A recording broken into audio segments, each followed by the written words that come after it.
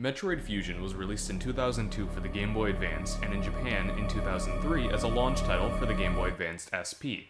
It initially had a beta version completed in 2001 for the Game Boy Color under the name Metroid 4, which had an art style based around graffiti and the generally rancid style that made up many aspects of late 1990s American culture. However, it was rejected by the directors and executives of it, who were completely disgusted by the in-game artwork. The art direction was reworked into a more detailed sort of biomechanical style, where everything almost looks meshed between, or like a fusion of, alive and not.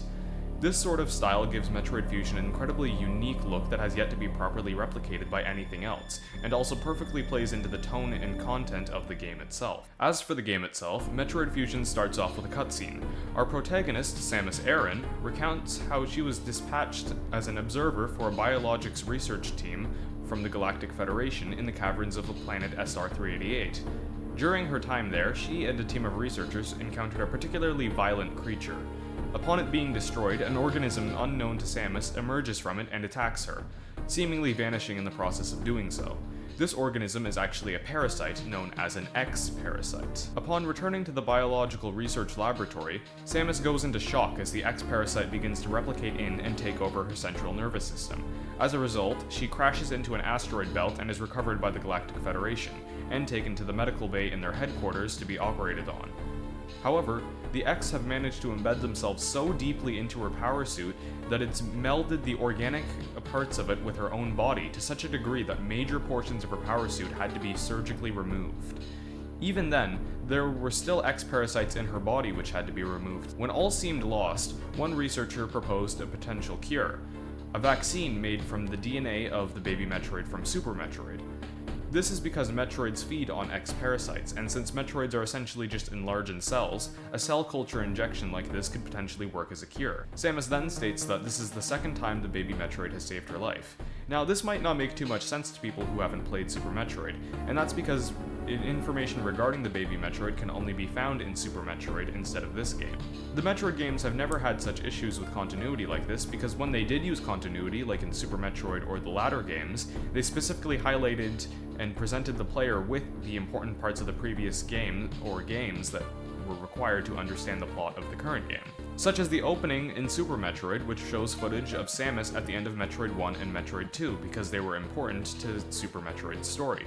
Although I'm not sure if showing footage of Samus finding, losing, fighting with, and fighting alongside the baby Metroid would be able to fit in such a cutscene as this opening cutscene, without dragging out what already is an especially long opening for a Metroid game. Anyways, Samus's power suit and her genetic makeup have severely changed as a result of this. I suppose Metroid DNA and human DNA simply mesh like Lego bricks, somehow.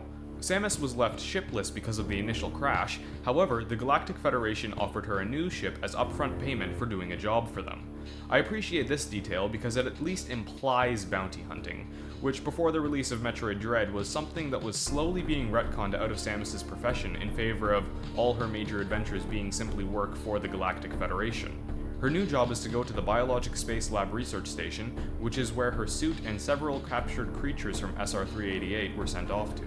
The ship has recently had a massive explosion go off with a cause meant to be investigated by Samus, and she will be overseen by the computer in her ship, which will be her commanding officer for the time being, which is something she dislikes as she broke off from the Galactic Federation to be a bounty hunter, specifically so she wouldn't have to take orders from others and could direct herself.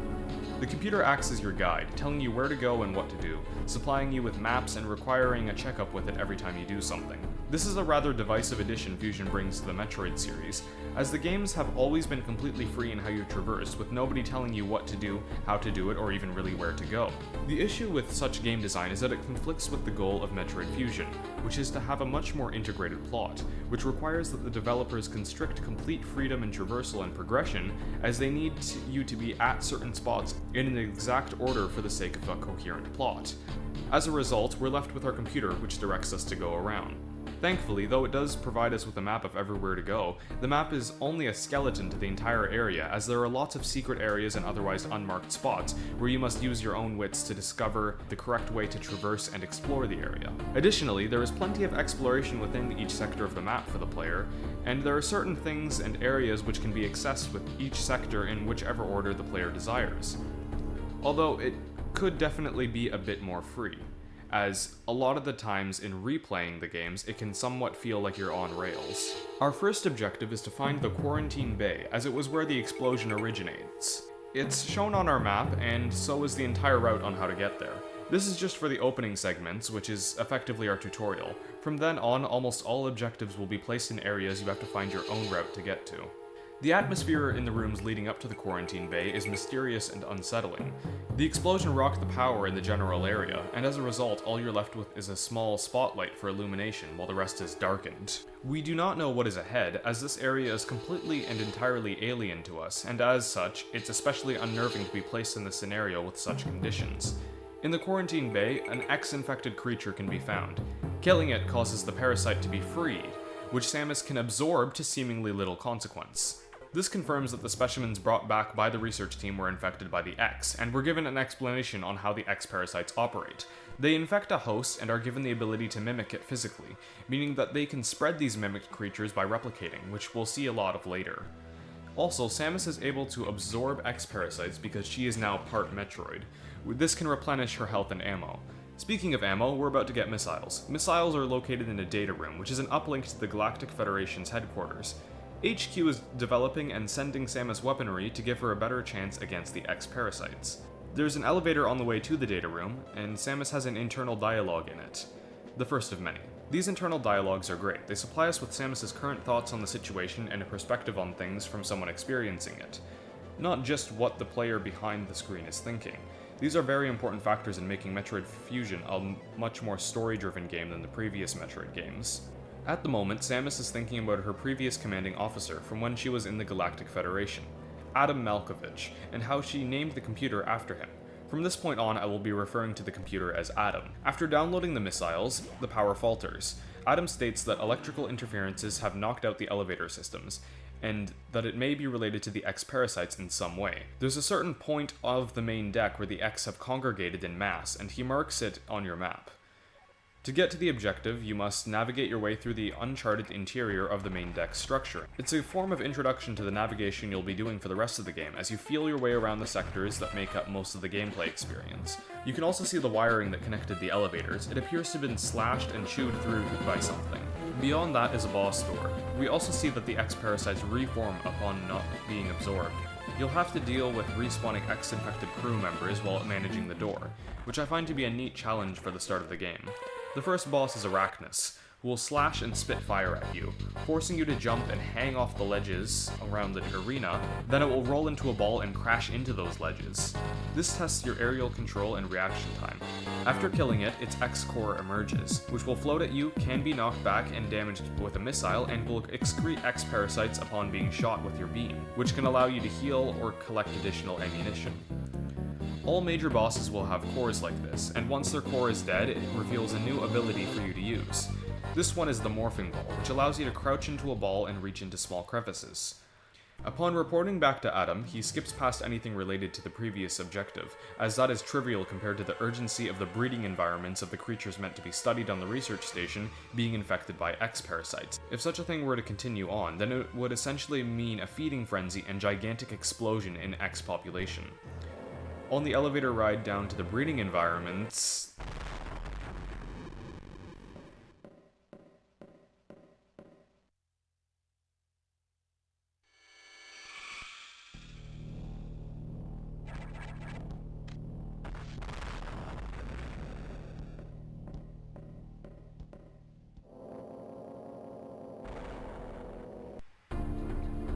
Before entering Sector 1, Adam states that there's an unknown and extremely powerful saboteur on board the ship, and that it's most likely the thing allowing the X to propagate around the ship so much.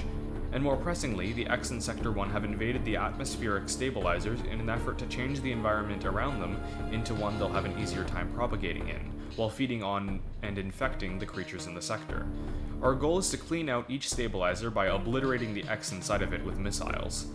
There are 5 of them, and they can be taken out in any order you want to, although that only really applies for one of them, as the others are lined up in a clear pathway, meaning that in order to find the one potentially skippable stabilizer, you'll have to make sure to read the map correctly.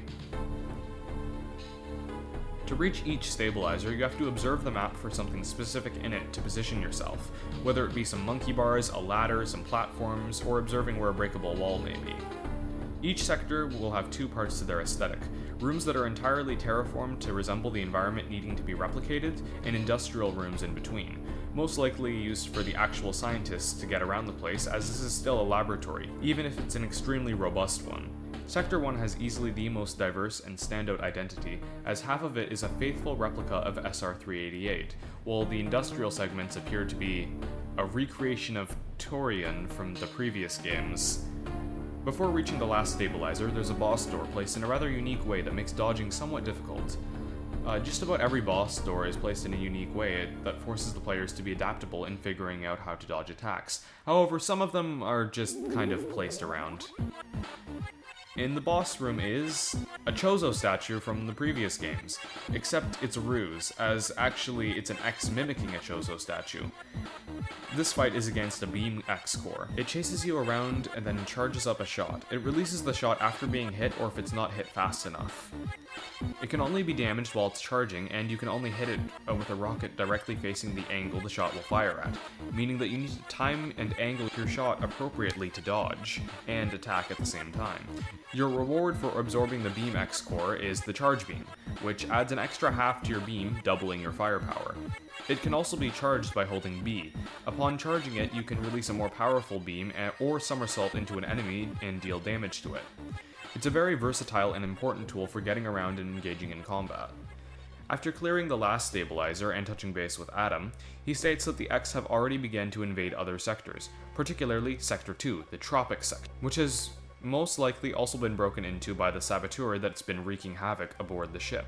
He also states that we need to put an end to this, implying that this should be our last target to eradicate the X off the ship. There's one issue with this. While X do not spawn in the rooms where atmospheric stabilizers have been cleared, they do respawn in the other rooms. This is an example of ludonarrative dissonance, where it's implied in the story that Sector 1 has been cleared out and we can end this infestation by eradicating the saboteur in Sector 2 and the rest of the X. However, according to the gameplay, there are still many X parasites in Sector 1. Samus also reminisces to herself about the real Adam Malkovich, stating that Adam understood her deeply, and when he asked if she objected to any order, he knew that she wouldn't because she trusted his judgment deeply. She asks herself if the same could be true for this machine. This is foreshadowing for the rest of the plot. In Sector 2's navigation room, Adam has found the identity of the thing destroying the station and releasing X to other parts of it.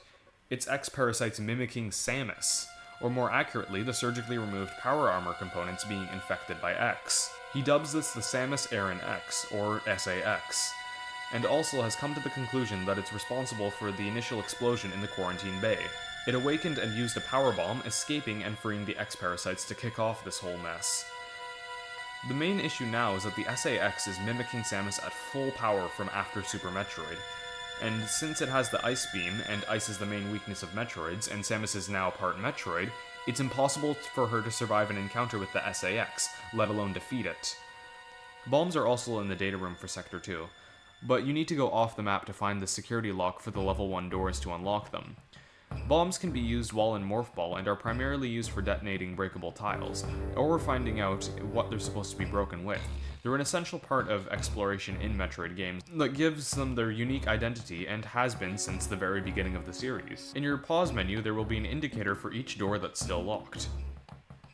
Blue is level 1, green is level 2, yellow is level 3, and red is level 4. Security rooms are not marked on the map ever, and Adam isn't even allowed to mark their general location, so you'll have to completely and entirely use your navigational skills to locate them. After getting bombs and leaving the data room, the SAX enters. You can tell it's there because of the musical motif that plays, alongside its eerie footsteps. The music in this sector is this jungle beat that gives off a particularly oppressive atmosphere around you. This is an especially important part of Sector 2's identity, as every time you enter it, the enemies are incredibly durable and strong, making you rather defenseless versus them. The boss here is Zazabi, and it's a large tubular squid which will jump around the room before exposing its weak point while floating down at you. You have to get under it to attack it while it does this, but that leaves you vulnerable to getting swallowed. If you get swallowed, you must use bombs to escape its mouth. Also, as it's damaged, its segments will shrink and will fall even faster. meaning that your reaction time will also have to increase while its falling speed does to get as many missiles in as possible. After defeating it, you get the high jump boots and jump ball, which increase your jump height and allow you to jump while in morph ball. Back where you came from, the SAX has done a massive amount of damage to the sector, forcing you into a pathway where you end up in a room with it as it slowly walks out. This is a very tense encounter. The SAX is always in complete control over any situation as it massively overpowers you. The only thing you can do is hope it leaves before you confront it. Confronting the SAX will always result in a chase sequence and an icy death. Something I don't like here is how there could potentially be two ways to return to Adam. There's the route you came from and another way which requires high jump boots. The issue here is that the route you came from is blocked off. This is so you don't have access to the data room, which is plot important. But I believe that it would be better for gameplay if you could choose two separate ways to get back to the navigation room. My fix for making the data room still inaccessible is making it so that when you exit it, the SAX has decimated the room, and there's a segment with crumble blocks that you go down to get to the lower section of the room to leave. This way you can't possibly get back up to the data room, then we can remove the chrysalis blocking the path to get to the room, and have two ways to get back to the navigation room. This gives more freedom to the player as they progress. At the navigation room, Adam realizes that releasing the security locks may have been a bad idea, as it allowed for the X to invade other sectors and take over their ecosystems. They focus their invasion on Sector 4 mainly, the aquatic sector, with what he says is several thousand X parasites. Very clearly, the X have multiplied way too much to be simply removed from the station at this point. Samus also reflects on the SAX. She wonders if it can process thoughts or have its own reasoning. She also takes personal responsibility for allowing it to get so powerful and exist in the first place, as evidenced by her bearing the cross of needing to kill it before it can realize how powerful it is. In Sector 4, Adam states that the sector has been brutally thrashed by the X, and that it may be purposeful to make the sector more suited for them and to deter Samus. They may even have some form of intelligence. Adam also uncomfortably points out that he finds them, and especially the SAX, rather fascinating. The prized specimen of Sector 4 is Samus, an armored eel with the capacity to move at ludicrously high speeds. However, if it's infected by an X, Samus has permission to terminate it. Also, the water has been electrified as the result of frayed wires. They can't cut the power to Sector 4 without adversely affecting the station, however. So until you can reach the water controls and lower the water level to below the wiring, you just have to avoid it. Sector 4 has many different and unique segments to it. Some of it has some platforming and climbing above water, and some other parts have some rather cramped hallways and platforming segments. There's also this one room with two items crammed into it where you have to prowl the place looking for the right areas where missiles are tucked away, and adds a lot of character to Sector 4 by sticking out and being so unique amongst every other room in the game. Water also plays an important part of Sector 4. It slows you down, acts as a hazard, acts as a way to force caution in enemy encounters, and as a punishment for slipping or stumbling. You also have to do a lot of pathfinding between branches and break a ton of blocks too. It makes you feel like you have to bend the rules and hack and slash through this place and find your own way to explore it, instead of being on rails and guided throughout. It's a pretty open sector and quite nice to explore in. At Samus's breeding tank, well, it's there, whatever's left of it, and there's a boss door away from it. Ahead of it is Samus X. Samus has a very simple attack pattern in theory to dodge. I personally don't really care about dodging it. One could memorize the entire pattern and position themselves optimally, but my personal strategy has always been to sit in one spot, wait for Samus to go around, wait for it to expose its head, and charge beam it. Then if it's coming towards me, I'd move to another spot before returning to my original spot. Whenever Samus is attacked, it initiates the speed booster and rips through the entire room at Mach 50 while being completely impervious to damage. It always uses the same movement pattern though, meaning that a consistent strategy between attacking and attempting to dodge can be used. The main difference is that you're going to be going on the offensive when you're attacking it and taking the defensive when it's in speed boost. The main goal is to stay stable and stationary on the platforms and not to get knocked into the water, as that can get pretty dangerous pretty fast.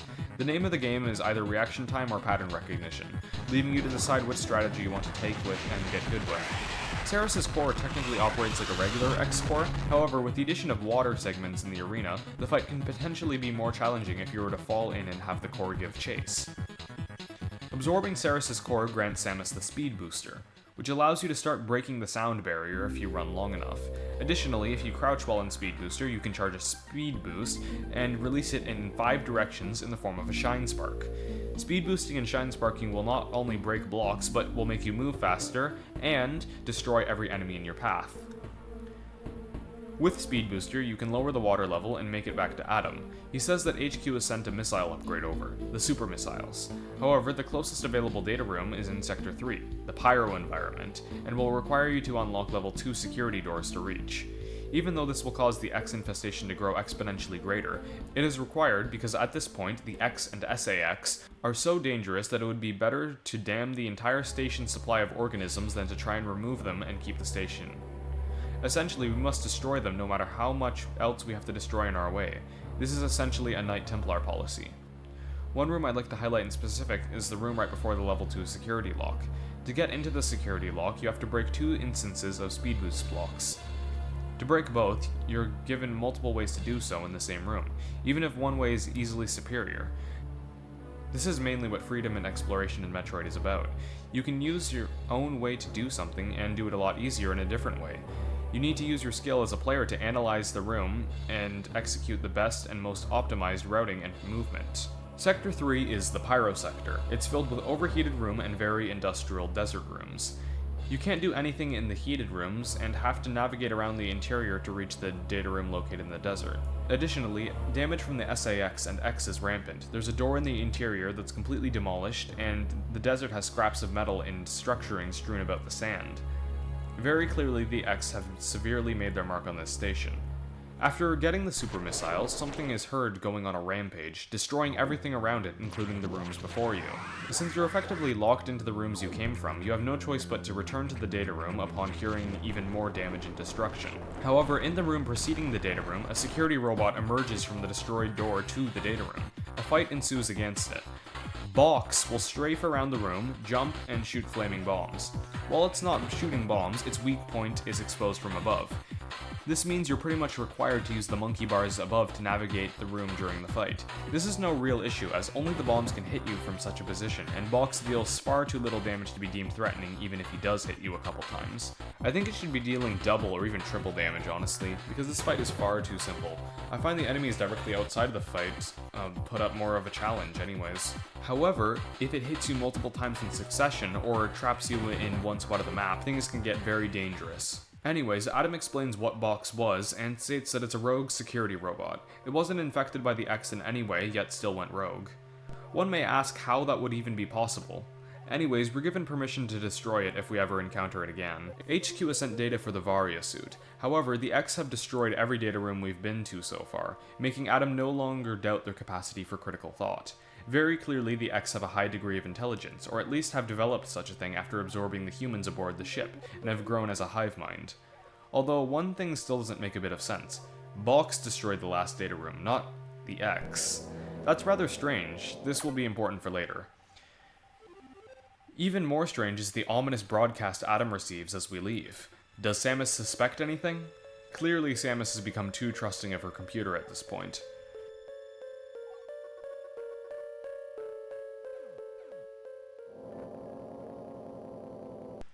Anyways, there are 2 data rooms still left over, the one in the Arctic sector, which we cannot reach due to being vulnerable to the cold, and the one in Sector 6, the Nocturnal sector. In Sector 6, X-parasites that have adapted to the cold in Sector 5 have migrated. These X will actually hurt Samus because they contain large amounts of ice within them.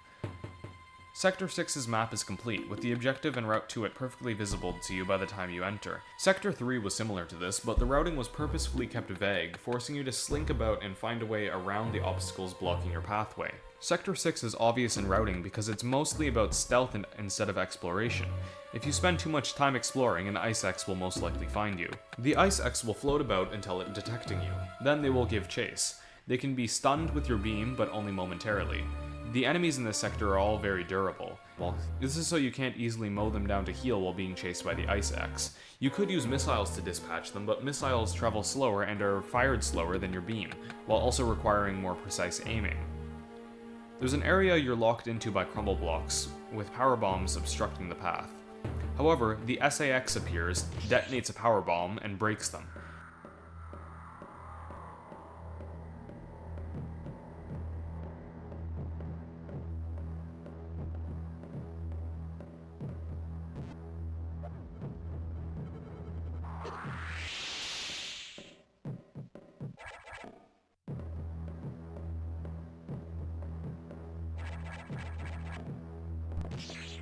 However, it has the potential to spot you and give chase.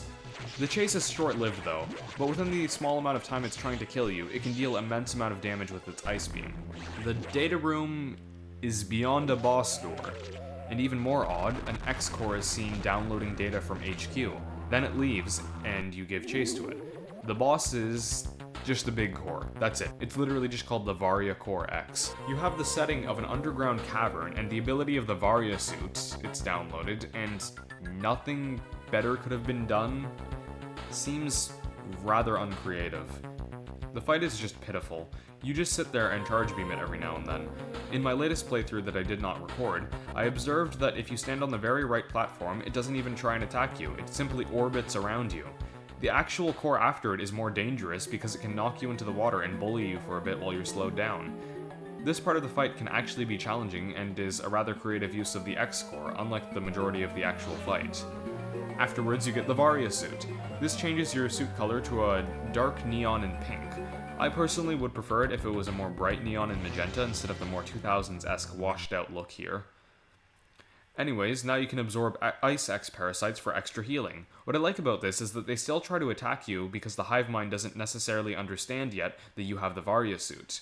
But after you absorb some of them, they actually realize it in real time and will start to flee from you. This is just an excellent world building here and incredibly immersive. Adam reconfirms that the X can process data organically. He also goes over some potential weaponry that could defeat the SAX. The plasma beam could penetrate it deeply enough to harm it. Ice beam could work to some degree, but given Samus and her suit's Metroid DNA, it's very unlikely that such an upgrade would be possible. However, while her suit and beam may be susceptible to ice, her missiles are completely inorganic and detached from them, meaning that an upgrade like ice missiles would be completely fine. This is why HQ just sent ice missiles over to the only remaining data room, the one in Sector 5. To reach the data room, you have to go off-map and explore about the frozen parts of Sector 5 to unlock level 3 doors. Sector 5 is quite beautiful in my opinion. The OST is quite calming and the backgrounds are just enamoring. The rooms are very enclosed and can get quite dangerous, however. Enemies like the flying waivers can deal lots of damage while absorbing missiles like sponges. They don't deal too much damage but appear in groups, compounding their threat. You can find the data room completely unperturbed by outside threat. Ice missiles will now freeze enemies in place, making them immobile, harmless, and usable as platforms. The next few rooms use this to show multiple ways of how you can use this to your advantage in gameplay. After a calm and explorative stroll back to the entrance, alarms start blaring as a voice declares an emergency in Sector 3. Adam says that the main boiler unit is malfunctioning and could easily destroy the entire ship if it were to overheat to the self-destruct explosives. He says that the SAX must have hacked into the boiler room. The way to the boiler is through a magma cavern. The entire time, speed is prioritized as you're required to navigate the map and dodge hazards as fast as you possibly can to reach the boiler room.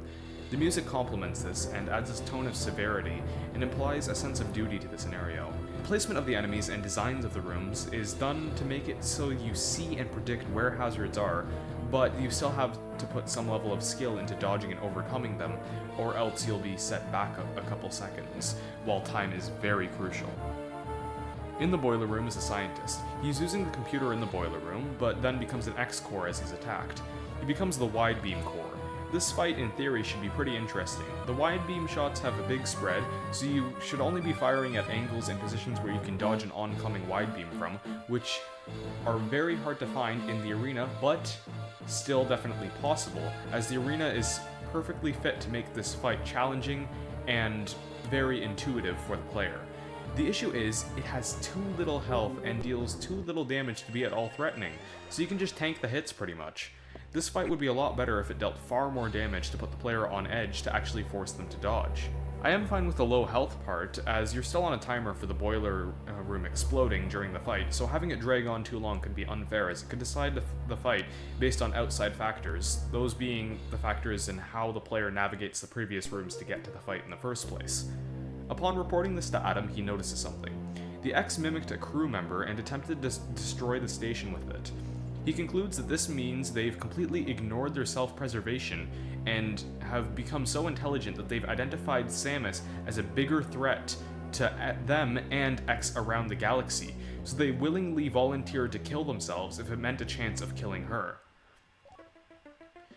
Then the music oddly cuts from this grim and dreary track, as Adam states that he's found biosigns on the habitation deck and urges Samus to inspect it for uninfected crew members. Upon going there, you find the biosigns. They're an ostrich and some monkeys. These are creatures from Super Metroid.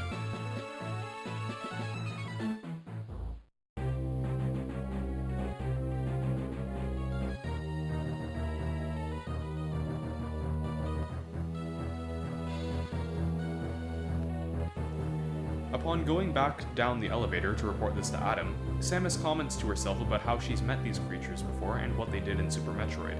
She hopes they're safe, as the ship is especially dangerous and she has no idea where they ran off to. Anyways, Adam states that this confirms the death of every crew member. Also, HQ has sent power bombs over to the only data room in the station, the one in Sector 5. Power bombs are amazing. They destroy or reveal every breakable block in most of a room, and they can instantly kill most enemies. Additionally, when an enemy dies to a power bomb, its X-Parasite will be pulled into where the bomb originated. Power bombs are a staple in Metroid, and very useful for exploration and healing damage by quickly absorbing X. There isn't much new here aside from an SAX encounter. When you go back to Adam, he states that he has found something particularly important to share with Samus, and that she should return to her ship to see it. Upon going to the main deck via elevator, the elevator gives out halfway through, leaving you to find your way through the main deck via its internals. Also encountering a frozen Ridley, who crumbles as an X-core escapes it. The atmosphere is mysterious. You don't know what's happening or even where you are, really, as you're trying to piece it together while also finding your way through an unknown part of the station. Adam is still available, just only in Samus's ship. He says that the main reactor silo has gone down and the power's out. If you can reach the auxiliary power, you can potentially restart part of it. Also, what he initially wanted to show Samus in her ship was that the monkeys and ostrich have sought shelter in it. Anyways, the reactor core is heavily overgrown and crawling with X-Parasite hosts, namely plant life. Also, there are space pirates here, which can take a severe beating from your super missiles before ever thinking about dying. There's also a boss here. This kickstarts what I believe to be the hardest segment of the game. For starters, the boss here is Yakuza, a giant spider which is easily the hardest boss in the game. It will occasionally open its mouth, reveal its weak point, and shoot fire. Then it will crawl about the room in an attempt to grab Samus and deal massive amounts of damage to her. Then it will lose its legs and begin spinning about the room with space jump and fire off projectiles. The pattern is especially erratic, meaning you have to rely on your reaction time entirely when going to damage it, and to dodge the projectiles, as it does not fire its projectiles directly underneath where it will be vulnerable from, which compounds how hard it is to dodge an attack. Additionally, the first form, where it's running around and grabbing you, you have to pay very close attention to where it's running, the potential safe spots from where it's going to be bouncing around the edges of the room to, and also where the fire is when it's going to attack, and you also must be very attentive when it's going to reveal itself to shoot fire. And messing up and getting grabbed will punish you severely. If you're too beat up from the first two forms, the core can also finish you off, so take care in dodging attacks from it, and maybe even shoot it to release X-Parasites to absorb for healing. Space Jump is the ability you get after defeating Yakuza. It allows you to jump indefinitely, which is great for exploration and aerial maneuvering. Also, Adam states that the main power still needs to be activated, as it's being choked out by the X-related vegetation overgrowth originating in Sector 2. This is because Sector 2 is right next to the power silo, so the X infecting the plants were able to access the power generators by spreading out into them. This also means we have easy access to Sector 2 even if the elevators are out. The grubs permeating Sector 2 when we first encountered them became chrysalises upon leaving, and just now they've grown into key hunters, which are wasp-like creatures. The key hunters pack a severe punch and can be especially dangerous when they're flying. This means that if you want to recover health by killing them after fighting Yakuza, it's going to be extremely difficult. Additionally, there's an SAX chase sequence that you cannot avoid at the entrance of Sector 2. There are two ways to go about it. Either you can go all the way to the end and there's a room where you can hide from the SAX in, or you can simply reach the exit and the SAX will be too daft to follow you. Although reaching the exit of the area is incredibly hard with the SAX chasing you, as it requires perfect execution, which can be extremely hard with low amounts of health. Then after that, you have to go through Sector 2 to find the X responsible for the vegetation overgrowth while fighting key hunters along the way. Eventually, you'll reach Nettori, an X mimicking plant life overtaking a Chozo statue. The first part of this fight is very difficult. You have to dodge attacks from the plants while also attacking Nettori and making sure you don't fall into the Samus eaters, which are in water and can suck a lot of health from you. The issue is that if you just realize the projectiles from the plants can be destroyed with the wide beam, it becomes literally trivial. I think it would be a lot better if you had to use missiles or charged wide beam on the projectiles, as it would add actual challenge to the fight instead of sitting on a platform and changing directions a couple times. Then, the second part of the fight starts as Nettori's head falls off. You have to fire at it with missiles while dodging its plasma beam. You can see where the plasma beam originates from, and therefore know to duck or jump ahead of time, but slipping up has a severe cost as the plasma beam deals loads of damage. It's a fight that's mostly about repeated execution and endurance, as one slip up can cost you severely, even if it's a very routine attack pattern that you need to get used to. The same goes with the beam core, as it can deal a lot of damage with its charged plasma beam, and you'll likely be severely beaten beforehand, and there's not a lot of room to dodge it. That being said, this fight relies heavily on endurance between each and every one of its stages, and if you can just break the first stage with wide beam, then it loses a lot of the challenge, which is why I think the strategy I used in my second playthrough with wide beam should be made less effective to make the fight more challenging. Even making the plant projectiles faster would be a step in the right direction, as it would force you to use less missiles at a time on Nettori, and force you to endure longer, meaning you would have to go longer without slipping up or falling into a Samus Eater.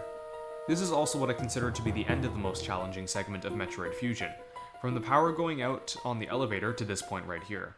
Anyways, with the vegetation gone, you can now return to Adam in any way you wish. Adam's taken aback by Samus restoring Plasma Beam without HQ's help, but still isn't sure if she's ready to take on the SAX. Also, there's been an explosion in Sector 5. In Sector 5's navigation room, it's explained that a massive bioweapon called the Nightmare has been going on a rampage and destroying major parts of Sector 5.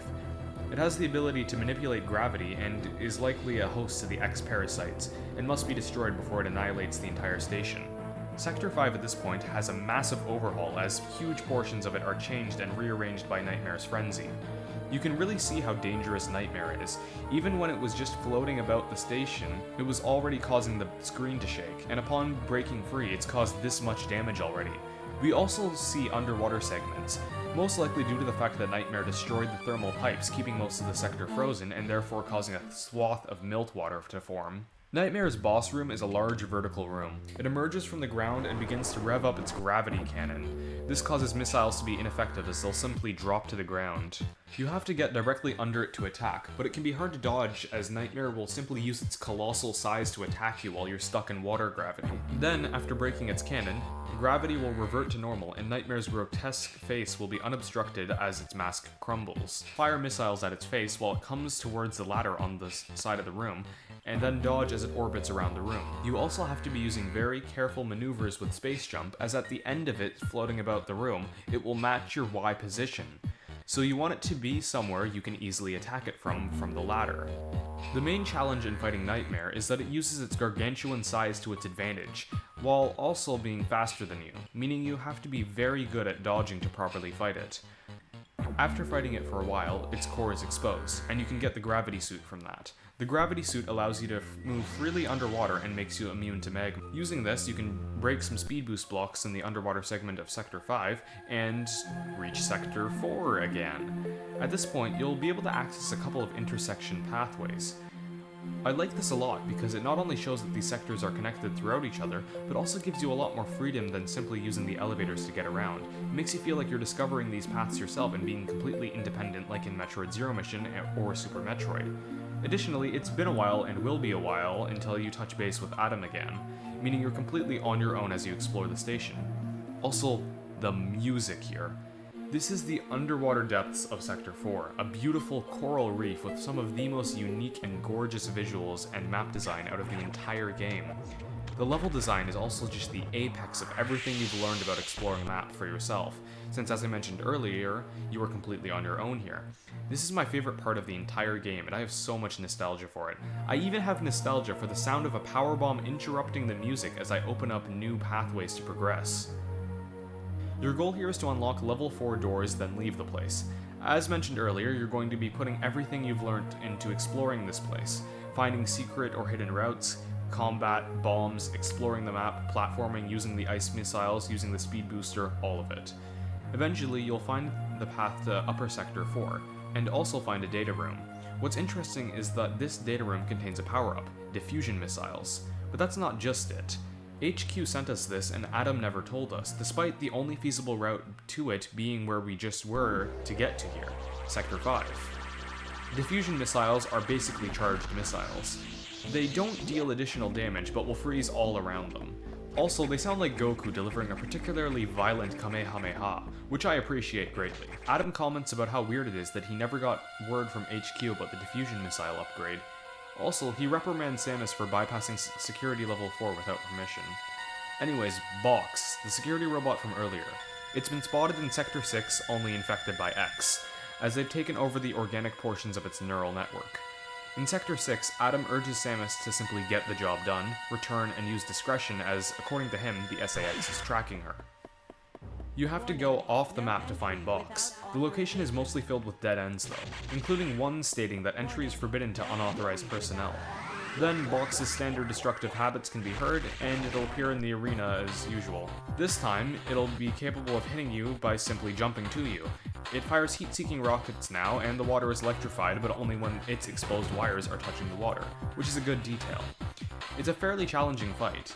Then Box's core is exposed. It's another beam core, but with much more room to dodge than the Notori fight. Maybe if Box did something where it jumped up in the ceiling before the core comes out and rearranged the arena, then we could have had something better here for the core fight.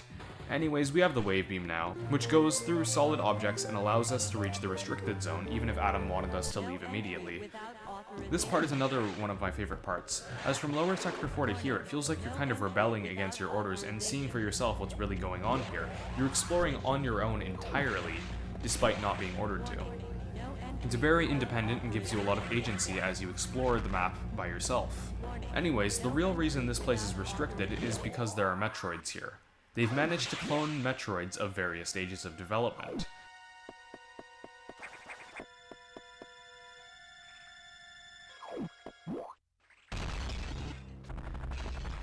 The SAX breaks in looking to hunt Samus, but is way too preoccupied with destroying the Metroids, which are its mortal enemies. 60 seconds to isolation lockdown.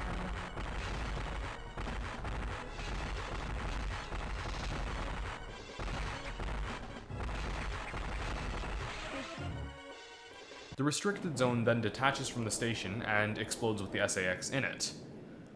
There's a navigation room, where Adam reprimands Samus for disobeying orders. The Federation has been working on a Metroid breeding program. He says it's for peaceful applications only, but the amount of other bioweapons in this station tell a very different story. The whole point was to make these Metroids, then grow them in Sector 1, as it's exactly like SR-388, their homeworld. As he goes on, he lets known that an SAX is on its way to Samus' current location. Un-SAX because there are multiple of them. The X replicate asexually, and thus have created at least 10 SAXs so far. This is also when Samus finally opens her mouth and speaks during an interaction, in pure shock to how much they've withheld from her, and how she's been played by Adam and the rest of the Federation as a complete fool.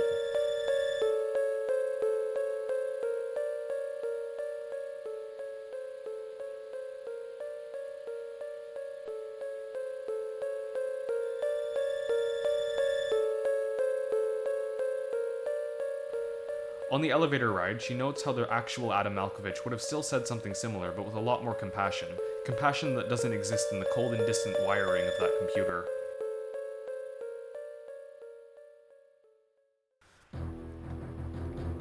We're still in Sector 1 at this point, but it's very clear what this part of Sector 1 is. It's Torian, because the Federation also wanted to replicate Mother Brain's methodology for growing and maintaining Metroids from the previous games. There's a boss here too. Dear God, what is he doing here?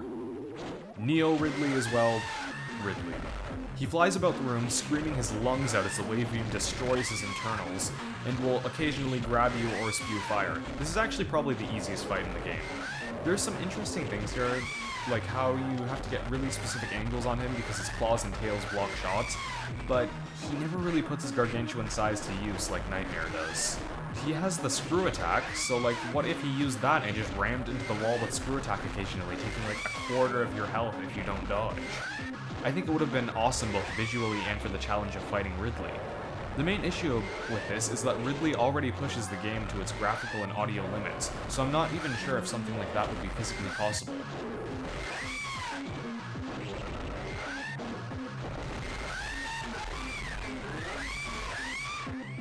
You get Ridley's screw attack from killing him. This makes it so when you jump, you kill everything in your path. It's exhilarating. Anyways, you can now emerge from Sector 1's depths and exit through the navigation room. Adam orders Samus to leave immediately, saying that the Federation will take over from here. They want to steal the X and the SAX to use as bioweapons. Adam just wants Samus to leave. Samus knows that they will never succeed in such a thing and will just die as a result. The Federation does not care. The prospect of capturing the SAX is too appealing to them. They also willingly obstructed Samus from getting more weaponry, in case she challenged the SAX. They refused to send the plasma beam, they tried to hide the diffusion missiles by not telling her that they were sent out, and specifically making sure Adam did not tell her to get to them or near them. Samus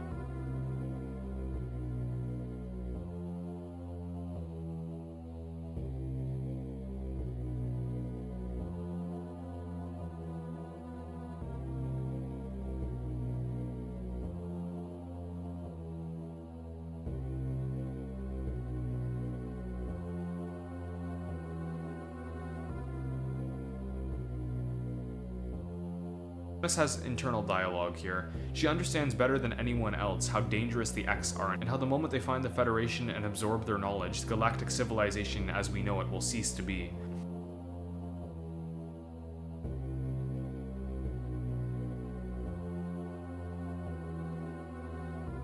Her only plan out is to detonate the ship and destroy everything in it. Adam also doesn't open the doors out.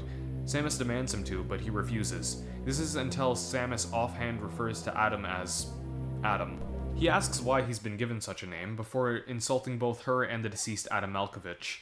Adam also has predicted Samus's plan of destroying the ship, and says that all that would do is kill herself and only a handful of the X. He compounds this to an insult to Samus's being by saying, when Adam chose who lived and who wouldn't, he chose poorly.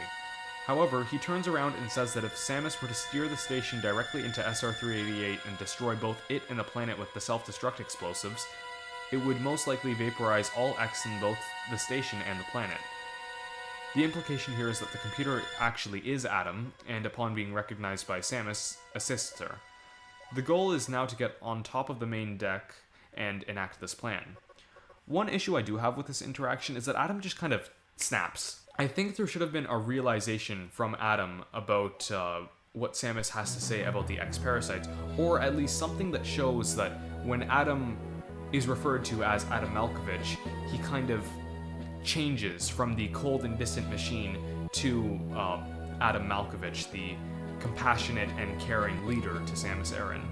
Everything here is only implied lightly, but not actually explained, which makes this sequence of dialogue a lot more confusing than what it probably should be. However, on her way to the main deck, an SAX intercepts Samus.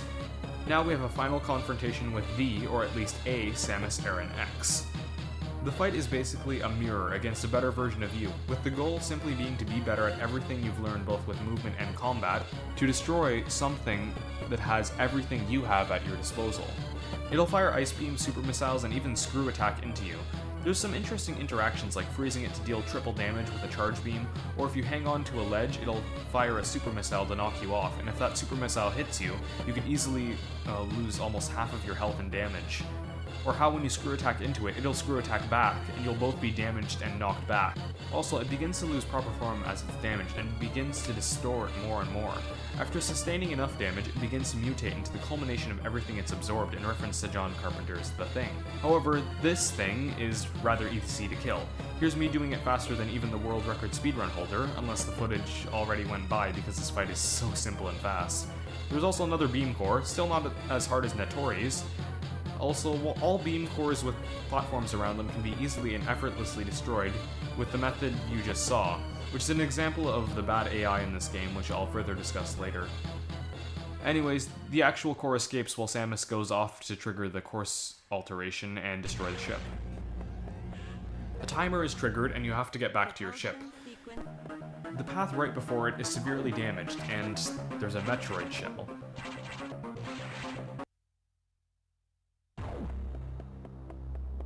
That's because there's an Omega Metroid that's alive and still here.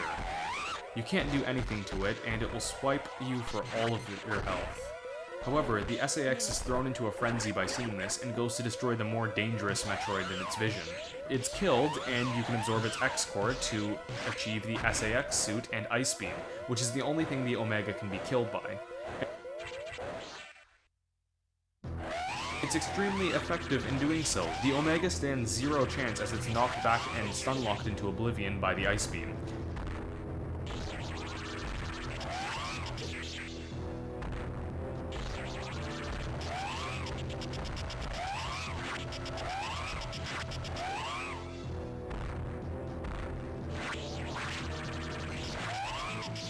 And that's it, that's the final boss of Metroid Fusion. That's the final stretch of Metroid Fusion, and that is the end of Metroid Fusion. It's confirmed that Adam was actually Adam Malkovich's brain implanted in a machine, and the two of them discuss about how the rest of the galaxy will see Samus's actions. Since it basically looks like she disobeyed orders, destroyed the finest biological research lab in the entire galaxy, and decimated the strongest bioweapon to the Galactic Federation, one that they tasked her with making available for them to collect. Also, she was wondering how the ship managed to leave its location and come back for her, despite only being able to be started physically. Turns out that under the direction of Adam, the little critters from before managed to activate it. And that's Metroid Fusion. At the end, you're given a little end card with your total time spent and items collected. The image attached varies depending on one of those two factors. The end, see you next mission in 15 years, as that's how long it took for Samus Returns to come out. Or 19 years if you count Metroid Dread as the actual next mission, since it's the continuation of Metroid Fusion. Metroid Fusion is an excellent game. It's amazing to play, replay, think about, and listen to the music of. Every sector has its own identity portrayed perfectly through its music, level design, secrets, and enemies. There are rooms and segments of each sector that stick out by means of any of those factors. In fact, most secrets are very memorable, at least in concept, and I find that really helps replay value, as you can often decide things like, maybe I'll go this way this time because of X and Y items. Maybe I don't want to spend time on Z in this playthrough. Memorable segments also make the desire to replay the game stick out more than others, as they provide a reason to replay the game in the first place. They also make replaying it a lot less confused, as you know where you're going for the most part. Although the secret items do become a lot less secret in subsequent playthroughs as your memory of their location fortifies. It can definitely kill some of the exploration in theory, but there are so many items in the entire map that it would take an incredible amount of time for someone to memorize all of them, and a lot of them have puzzles and things to do other than just locating the item. Metroid Fusion is also a very difficult game. The enemies are especially violent and their damage is extremely volatile. But bosses are a bit of a different story. I find that a lot of them are only difficult in the first few playthroughs, or if you let yourself rust for a while and don't play the game for an extended period of time. This is because you can learn their attack patterns rather easily and exploit them accordingly, because they are very memorable boss fights. For example, look at this footage of the fights against Yakuza and Natori. On the left is footage from playing for the first time in, I think it's 2 years at this point. On the right is footage from a playthrough immediately after the playthrough on the left. You can very clearly see the difference. Now, it is enjoyable to some, such as myself, to get so good that I can shred these bosses within seconds without taking much damage and also fly through the rest of the game at a similar pace. But some out there, such as myself still, also want to be challenged, like it was the first time they played the game. This is why the Japanese release in 2003 has a hard mode, which makes X-parasites heal for less and item drops to give less. It also makes some stronger enemies appear. All of these make the game even more challenging, perfect for veteran players. Although one thing that cannot change with a simple switch to hard mode is the SAS. The SAS is meant to be imposing and terrifying to players. This may be true to new players, but after a while, the faults in the AI become extremely apparent. It can't fire upwards and it can't chase you through morph ball corridors, despite having unused animations for doing so. And also, whenever it reaches a dead end and cannot attack you, half of the time it will resort to dashing about like a chicken with its head slashed off. The AI after a couple playthroughs can be easily made to look ridiculously embarrassing, and that can kill a lot of the tension and horror of the SAS. Speaking of the SAS, let's discuss the sound mixing when it enters a room. It completely kills the music, then eerily steps in. The sound design in Metroid Fusion is amazing. The soundtrack and sounds perfectly portray whatever they're featured in, such as the SAX's sheer presence, the oppressive beats of Sector 2, the techno that sounds sort of like a speaker is underwater in Sector 4, and the beautiful theme of lower Sector 4. Additionally, there's also missiles, enemies, beams, etc. It has this sort of unique style that I can only describe as biomechanical, like I said earlier. It's like everything is meshed between living and not. This is also prevalent in the graphic design too. Things sort of have rounded and soft looks to them, like living tissue, especially Samus's armor, which even looks like it breathes independent of Samus herself. Several of the locations in the area have backgrounds which also somewhat look like they're breathing in a sort of way, which makes them look like a mix between flesh and metal, like it's alive and dead at the same time. The entire atmosphere of Metroid Fusion is completely unique, and has yet to be properly replicated by anything else, even other Metroid games. The world of Metroid Fusion is very much alive. The world building is incredible. During your time around, you'll witness carnage from the X firsthand, starting with the Quarantine Bay, which is completely destroyed by the SAX's power bomb. You'll also see things change in real time, like Sector 5 melting down, all the enemies and Ice X from the segments that previously were melted disappearing, and the ice turning into meltwater, which completely changes the sector. The key hunters develop from larvae to hornets, as you come in and out of Sector 2. The Omega Metroid also destroys the pathways leading up to it during the self-destruct sequence, and the data rooms are destroyed by the X and the Federation both in an effort to stop Samus or slow her development down. All of these are factors in making Metroid Fusion's world feel alive, and as such, makes it an incredibly immersive experience. You are exploring a very real space station that has a very real cause and effect to everything you, the player, does, and everything that the X do as well. The sectors are very diverse and unique, both in their themes and how their themes play into their architecture and enemies. They also have multiple unique portions of their maps. Sector 2 and 4 are sort of industrialized versions of their respective habitats, with Sector 4 having a lot of fish tanks and industrial architecture all over the water portions, seeing as the water animals would only need to live in the places with water. Additionally, the water can slow or harm you and acts as a punishment for being hit and failing to reposition yourself or failing a jump in the platforming segments above and around the water. Sector 2 is an extremely overgrown lab, with piping and other construction in the place being overrun and grown over by plant life, as the animals inside adapt to the constructs and formations. Enemies will swarm you and use their superior adaptations to the wild architecture to their advantage, making you feel almost like prey to them. Sector 6 is a very cramped, claustrophobic cave system, where you have to use what little room you have to your advantage in avoiding the Ice X and positioning yourself and them in a way that would make such a thing possible. Then there are unique experiences in each sector, such as entering Sector 2 from the power silo where the music immediately cuts off and you're met with the SAX's motif and footsteps. You know it's somewhere around, but you can only hear, not see it. You have no choice but to move forward into the jaws of danger. This is easily one of the best moments both for the SAX and atmosphere of Metroid Fusion, and it uses very similar tactics in horror as the Resident Evil remake, which I discussed in another video of mine, where you can hear something but have no choice but to go towards the unknown in the vague direction of it. In Sector 3, during the Boiler Room crisis, you have to rush through the entire place, race to the exit, and fight a Core X. Afterwards, you activate the computer, the boiler stabilizes, and everything calms down. I really enjoy this moment because the tone of the scenario perfectly changes with the environment. One moment, everything's a mad dash to the end, or else you and the entire station will be obliterated. Then the next, everything calms down, the alarms dissipate, and everything literally and figuratively calms down as the boiler stabilizes, and the music shifts to the more temperate and calm theme of Sector 3. I could go on, but the point is that these areas are very real areas that have legitimate purpose, while also being extremely distinct both in gameplay and aesthetic. Bosses in Metroid Fusion are all very good at getting the player to think outside the box, honing their skills with certain mechanics and getting better at movement and overall combat. They have rather simple attack patterns that leave lots of room for multiple ways to deal with them, but can deal colossal amounts of damage if you fail to dodge. This makes the boss fights very open-ended and engaging. Although their simple and open-ended nature can make them prone to being demolished by certain strategies developed after replaying and observing them, which is why games like Castlevania Order of Ecclesia, for instance, will make certain projectiles move faster or have bosses use more attacks.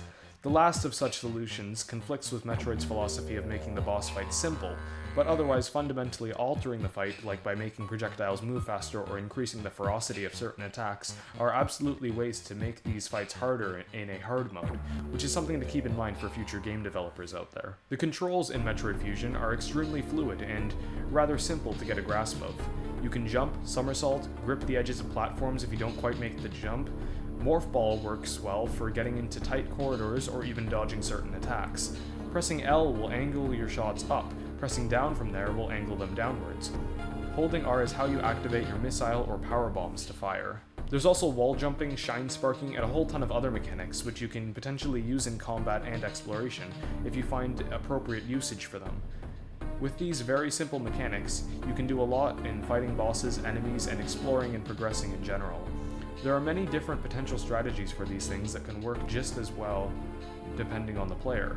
One thing I've noticed when watching other people play Metroid Fusion is that almost every non-speedrunner uses a different strategy from mine, and I'm blown away by seeing other potential ways to do things I've been doing in other different ways for over 12 years now.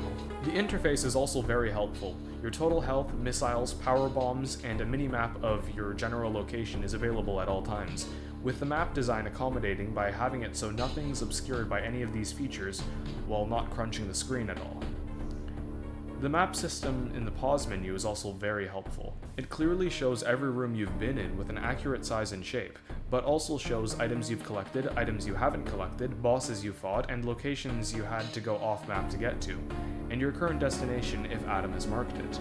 Also, the map looks extremely vibrant and alive with your current location and destination always clearly marked with some animation to it and some color to that animation to make it pop out more.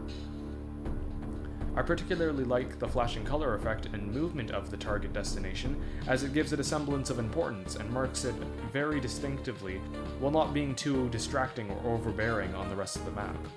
As you can even see parts of the map that the text marking it as your objective would otherwise be obscured if it wasn't see-through.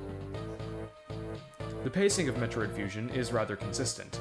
I do think the intro is rather long, but it does kick off into the main gameplay loop after entering Sector 1, where the pacing remains rather consistent. Although I don't like the pacing during the part where you have to get the power bombs in Sector 5. The entire time you've been isolated by being sent off to your own for large periods of time. But after exiting Sector 3 from the meltdown, you're then told to go to the habitation deck, then you're sent off to Sector 5 to get power bombs, and immediately after the power goes off, the pacing goes back to normal. The issue here is that you're going all over the place extremely fast. The habitation deck takes minutes to clear, as there's almost nothing over there to explore or do around there, aside from grab the animals and leave, as the map is so minuscule. Then, you go to Sector 5 to essentially grab the power bombs and leave. You're in and out within minutes, once more. If the area you had to enter with the power bombs to leave Sector 5 was larger, this would severely help the pacing issue of this part of the game. But as it stands, it's rather inconsistent with the rest of the game. Thankfully, this break in pacing is rather short, and isn't as bad as it could be. However, I still must say it is an issue. Although it does tend to stick out a bit in replays, and tends to feel a bit rushed in getting you the items and position required for the power-out sequence. The last thing I'd like to talk about relative to Metroid Fusion is how it does twist storytelling completely correctly, and is one of the finest examples of a perfectly executed twist story. Things get recontextualized and explained by the twists.